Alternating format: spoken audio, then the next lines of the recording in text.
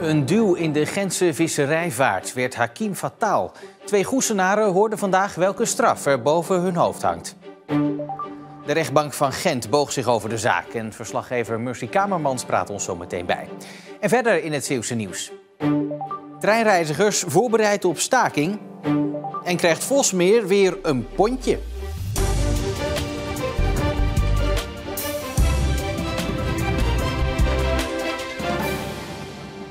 Goedenavond. Als het aan het Vlaamse Openbaar Ministerie ligt, gaan 2 Goesenaren de gevangenis in voor betrokkenheid bij de verdrinkingsdood van de Vlaamse hakim na afloop van de Gentse feesten 2 jaar geleden. Het OM eist 2,5 jaar cel tegen de jongste verdachte en 1,5 jaar tegen de oudste. Bij de rechtbank van Gent staat verslaggever Mercy Kamermans. Mercy, jij hebt de rechtszaak vandaag gevolgd. Hoe ging dat? Nou, de 2 verdachten uit Goes waren allebei aanwezig. Daarnaast ook heel veel pers. Er is zowel aandacht vanuit Nederland als vanuit België. En ook een hoop nabestaanden van hakim. Onder meer een zoon van hem, zijn ex-vrouw, een broer.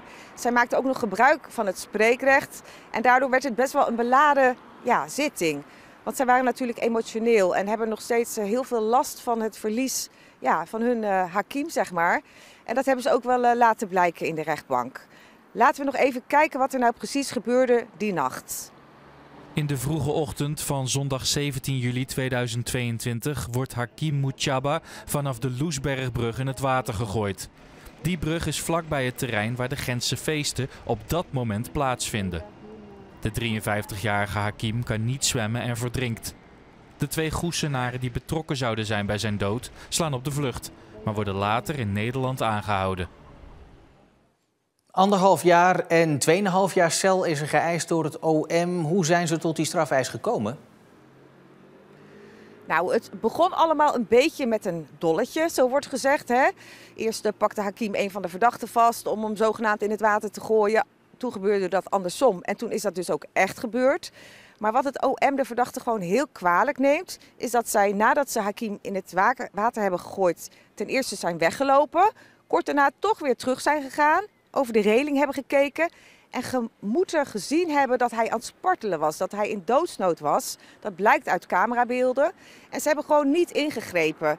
De officier van justitie zei, je had er zelf achteraan kunnen springen, maar op zijn minst de hulpdiensten bellen. En dat hebben ze dus niet gedaan.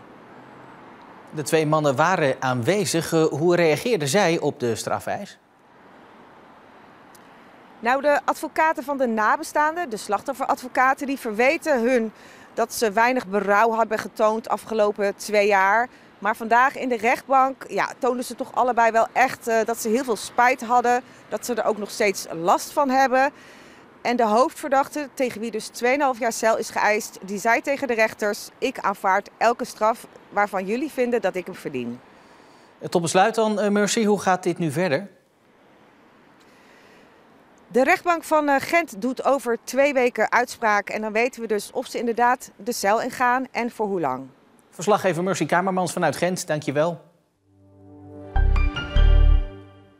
Geen treinen vanmorgen in Zeeland door stakend personeel van ProRail. Zoals bij station Goes, waar het erg rustig was. Veel reizigers werkten een dagje thuis of zochten alternatief vervoer om toch nog op school te komen. In de stationsrestauratie was het ook veel rustiger dan normaal. Ik ben om 5:30 open gegaan, maar tot 6:30 ben er niemand. En er zijn nog mensen bij die komen binnen die nog ineens weten dat de treinen niet rijden, ook dat.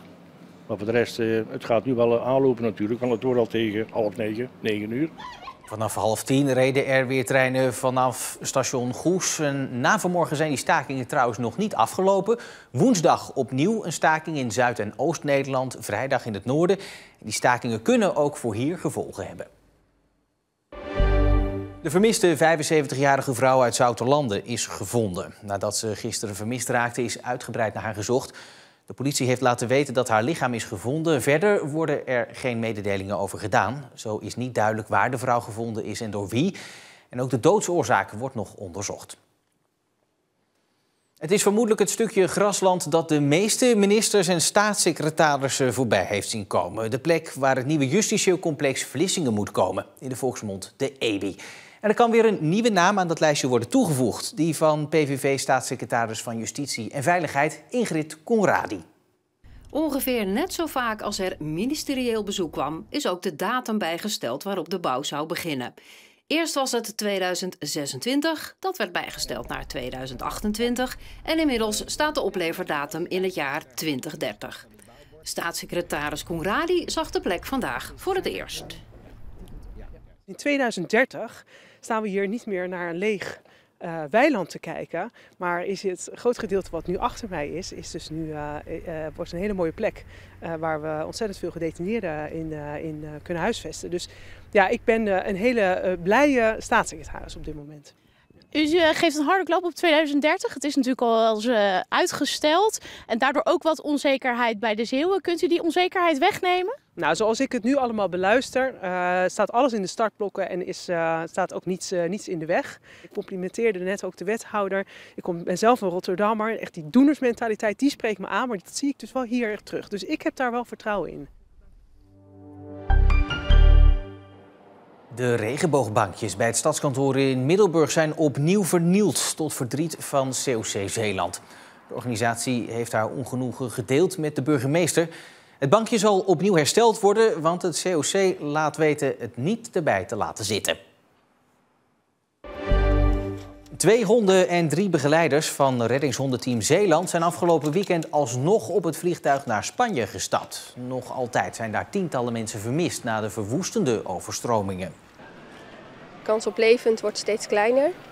Maar ook al zijn mensen niet meer levend, is het wel belangrijk dat ze gewoon gevonden worden voor nabestaanden. Heftig werk dus. Die honden worden vaker ingezet bij vermissingen, maar niet eerder werkte het team zo ver weg bij zo'n grote ramp. Ik heb alle vertrouwen in de honden. Ja, honden zijn getraind om mensen te vinden in verschillende situaties. Die leren flexibel te zijn en mensen te vinden in water, gebouwen en puin. Als ze mogen werken gaan ze aan en gaan ze goed hun best doen.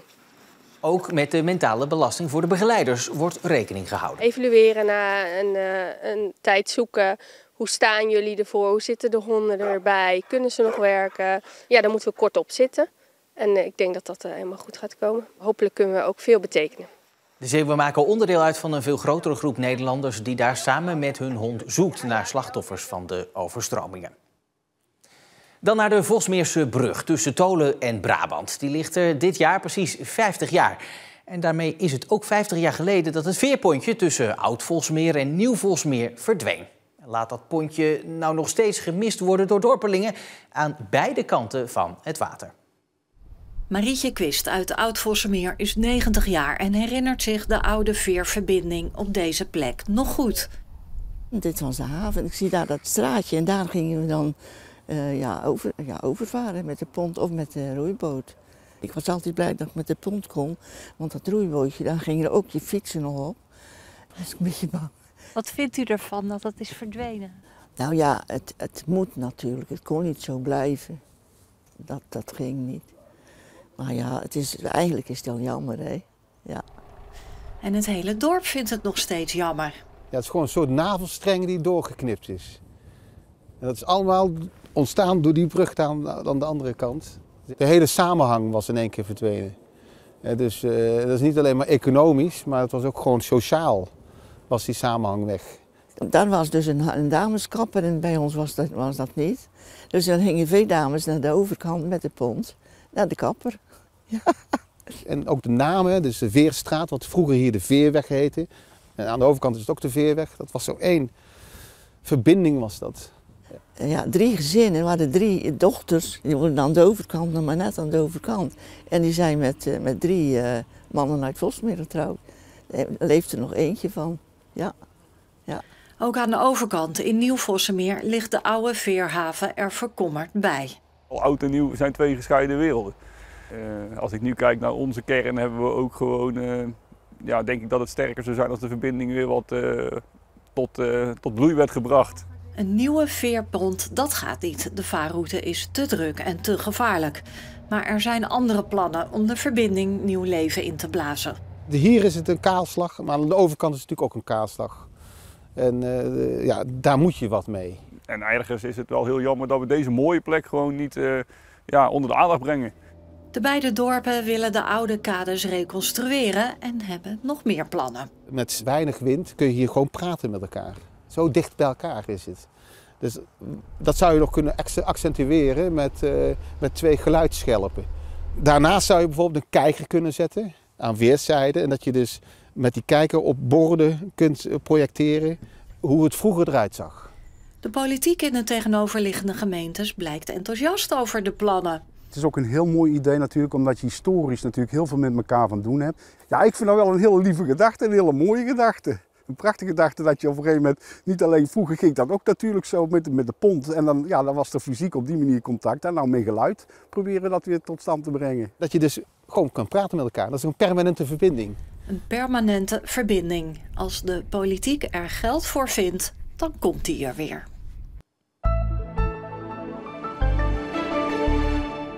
We hadden een rustige maandag met soms iets meer bewolking en dan weer iets meer opklaringen. Er viel vanmiddag lokaal nog een enkele bui. Het werd ongeveer 10 graden. Morgen dan is het een natte dag met flinke perioden met regen. De wind trekt aan naar krachtig en het wordt 7 tot 10 graden. Na morgen een afwisseling van opklaringen en buien, maar dan ook kans op onweer of natte sneeuw. Online bij ons op Instagram en TikTok gaat het nog even over de treinen. En dan niet de staking bij ProRail, maar een heel ander soort treinen. Wordt u er nou niet helemaal gek van al die treinen hier? Nou, nee hoor, ik niet. Bij treinen hoort lawaai. Je koopt hier eens wat, je koopt daar eens wat. Maar nou zei mevrouw, het is nou wel genoeg hè. Ja, ze heeft eigenlijk wel gelijk. Het hele verhaal vind je online op Instagram en TikTok. Tot zover Zeeland Nu voor vandaag. Ik wens u nog een heel mooie maandagavond.